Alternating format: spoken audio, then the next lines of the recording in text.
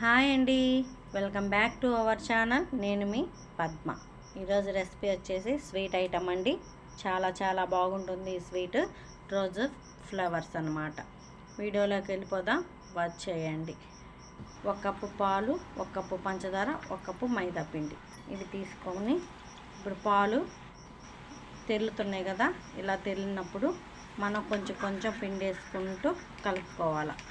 ఎందుకంటే ఉండలు కట్టకుండా ఉండాలి కాబట్టి మనం కలుపుకుంటూ ఉండాలండి. ఇది ఇట్లా తీసుకొని ఒక గిన్నెలోకి వేసుకొని కొంచెం అంత నెయ్యి వేసుకొని బాగా గట్టిగా మెత్తగా కలుపుకోవాలండి. ఎంత స్మూత్ కలుపుకుంటే అంత బాగుంటుంది.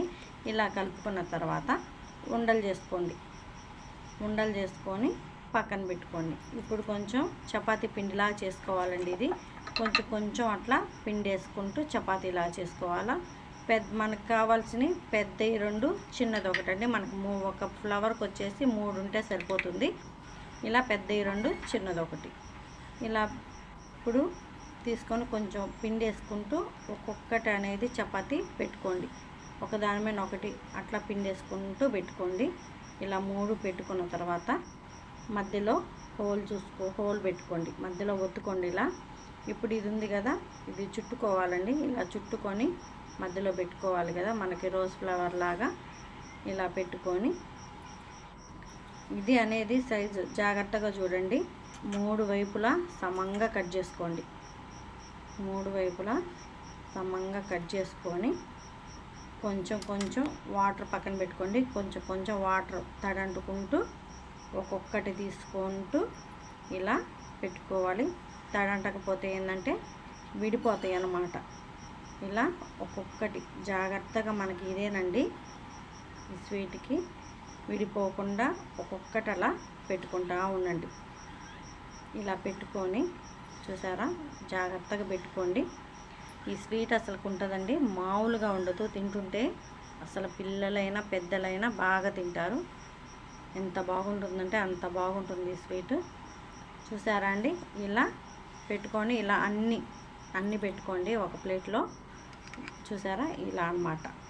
ఇప్పుడు పెనం మీద ఆయిల్ హీట్ అయిందండి. ఒక్కొక్కటి వేసుకోండి. ఇది మీడియం ఫ్లేమ్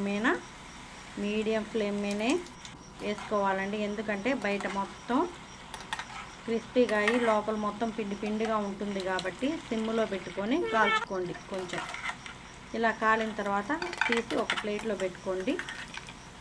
ఇప్పుడు పాకం పట్టుకోవాలండి. ఇది మనకి గులాబీ జామ ఏ పాకం అయితే ఆ పాకం అన్నమాట. అట్లా పట్టుకోవాలి. కొంచెం వాటర్ పోసుకున్నాం కదా, ఇప్పుడు ఇలాచి వేసుకుంటూ కలిదిప్పుకోండి. ఇలా కలిదిప్పుకుంటా చూడండి, మనకి ఈ పాకం అయితే సరిపోతుంది. ఇప్పుడు ఒక్కొక్క జాము ఇట్లా రోజ్ ఫ్లవర్స్ అన్నీ ఇట్లా వేసుకోండి. కొంచెం అటు ఇటు తిప్పుకుంటూ ఉండాలి. ఎందుకంటే పాకం మొత్తం ఆ ఫ్లవర్స్కి పట్టాలి కాబట్టి కొంచెం తిప్పుకుంటూ ఉండండి. జాగ్రత్తగా తిప్పుకోండి. జ్యూస్ మొత్తం పట్టాలి కాబట్టి ఒక 10 మినిట్స్ అలా ఉంచుకోండి. తీసుకొని ఒక ప్లేట్లో తీసుకుని అంతేనండి. స్వీట్ ఐటమ్ బాగుందా? చూస్తుంటే భలే ఉంది కదా, తింటుంటే ఇంకా తినాలనిపిస్తుంది. వీడియో నచ్చిందా? ఇంకెందుకు ఆలస్యం, లైక్ చేయండి, షేర్ చేయండి, కామెంట్ చేయండి, subscribe to my channel. Bye friends.